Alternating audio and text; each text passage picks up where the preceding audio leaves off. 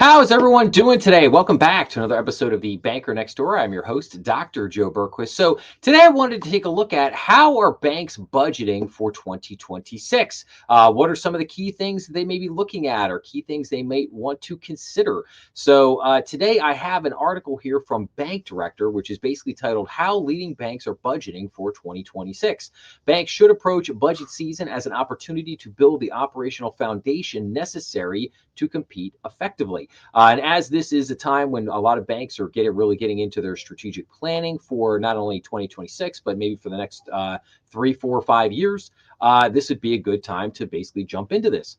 So this article starts basically as saying, as financial institutions enter the budget season, the conversation often defaults to cost containment and incremental improvements, but the most successful banks are reframing the discussion entirely. They view 2026 as an opportunity to invest strategically in infrastructure that delivers measurable returns while positioning them for sustainable growth. The real opportunity lies in identifying which investments will move the needle on operational efficiency, customer experience, and competitive positioning. So, the integration imperative. So, the foundation for this strategic shift begins with technology integration, which has emerged as the defining factor for high performing institutions. Alchemy's 2025 update to the retail digital sales and service maturity models shows that banks with advanced data and marketing capabilities combined with integrated operations achieve 5 times higher average annual revenue growth compared to their less technologically mature peers. The reason is straightforward. Fragmented systems create friction. When statement processing is managed across several separate platforms, banks face mounting inefficiencies. Staff time gets consumed by manual workarounds, customer experiences become disjointed, and marketing campaigns miss the mark. First State Community Bank in Farmington, Missouri, recognized that managing multiple vendor relationships for statement processing was creating unnecessary complexity. By consolidating to a single platform handling both print and digital statements while integrating with their Q2 digital banking system. Now, for anybody who doesn't know, Q2 is a banking vendor that's out there. They do a lot of great things. If you've never heard of them or haven't checked them out, please do so. They're a really, really good company out there. So Q2 digital banking system. So the 4.2 billion subsidiary of First State Bankshares freed their team to focus on customer relationships and revenue generating activities. So then we go from maintenance to transformation. So understanding integration's value is one thing. Achieving it requires a fundamental mind shift. Budget conversations often get bogged down in maintaining existing systems rather than transforming them. But the institutions pulling ahead are willing to ask harder questions. Which legacy processes are holding us back? Where are we losing hours to manual work that could be automated? Many institutions still treat statement processing as a necessary expense rather than a strategic opportunity. Yet, statements remain a critical customer touch point that can either reinforce your value proposition or create frustration.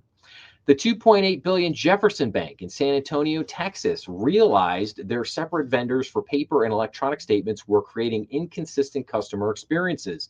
The approach of the bank, a unit of Jefferson Bankshares, was methodical, starting with statement production, building confidence, and then gradually expanding. Today, their marketing team can deploy targeted campaigns directly through statements without navigating complex approval processes.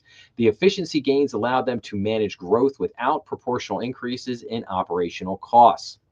So now we get into data and decision making fuel. So the real power of integrated infrastructure lies in what it enables: smarter, more personalized customer engagement. Consider that nearly half of digital banking customers wish their primary financial provider did a better job anticipating their financial needs and goals, according to Alchemy's study. Meeting this expectation requires infrastructure that provides a unified view of customer data, enables behavioral analysis, and supports predictive insights. It means ensuring your marketing technology can communicate with your core system and digital banking platform. Institutions investing in this infrastructure now will be positioned to offer proactive recommendations, such as suggesting a high yield savings account before a customer makes a large withdrawal or presenting a relevant loan product based on transaction patterns. Now, what does us ultimately have to do with making the business case? Well, glad you asked. So, understanding what to invest in is only half the equation. When presenting budget requests, demonstrate clear return on investment rather than simply requesting resources. Yes, absolutely. Bingo.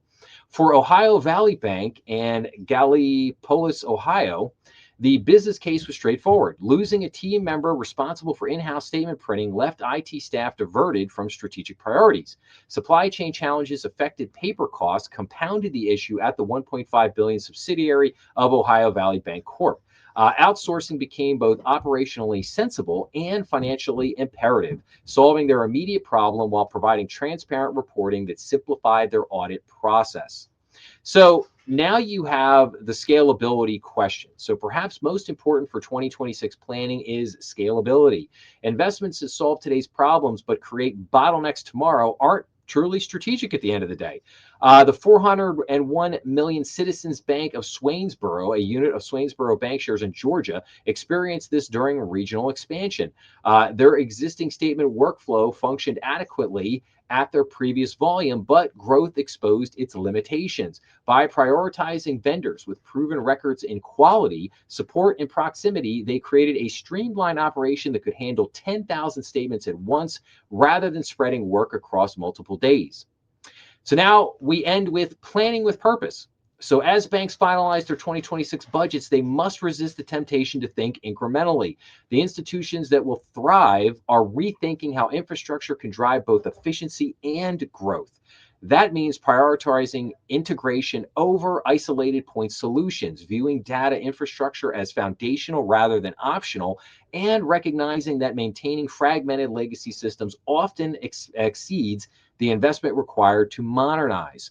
Most importantly, it means approaching budget season not as expense management, but as an opportunity to build the operational foundation your institution needs to compete effectively. The question isn't whether you can afford to invest in transformation, it's whether you can afford not to. So, great little closing pitch there at the end.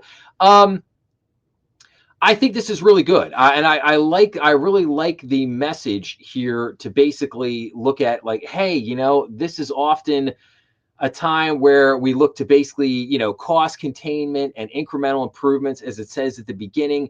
But what you really should be looking at is to invest strategically in infrastructure that is going to deliver measurable returns while positioning your bank for sustainable growth. I think that is a great message here when you're thinking about not only the budgeting process, but also strategic planning. How are you going to modernize the bank, without turning everything on its head at the same time? It's like, again, you really have to think very deeply about a lot of these changes and adjustments before you would dive into making them. But the point is that this is the time of year, and during the budgeting process, this is the time of year to be thinking about these things. And I think more importantly than anything else, I love the one thing, making the business case. Understanding what to invest in is only half the equation. When presenting budget requests, demonstrate clear return on investment, ROI, rather than simply requesting resources. I think that they cannot stress that enough.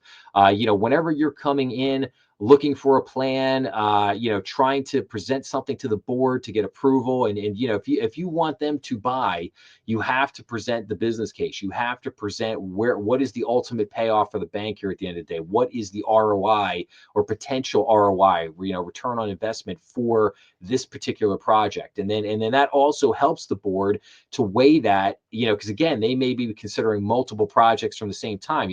The sales side might have brought something to them. The retail side might have brought something to them. Finance might be sitting there going, hey, we'd really like to put in all these RPAs, robotic process automation, to really streamline things on the finance side of the bank. And then, accounting might also come in and say, hey, we want to make some updates to CECL, or, somebody else might come in with something else. So they might have to judge, 3, 4, 5 different projects at the same time. So understanding, which one offers the best return on investment, and making your business case at the end of the day really makes all the difference in whether or not something is or isn't going to get approved. So, but again, I just think great stuff to think of right now during, as we're, like I said, as we're coming to the close of the year and banks are in the thick of it with, not only year-end financial reporting, but strategic planning, budgeting.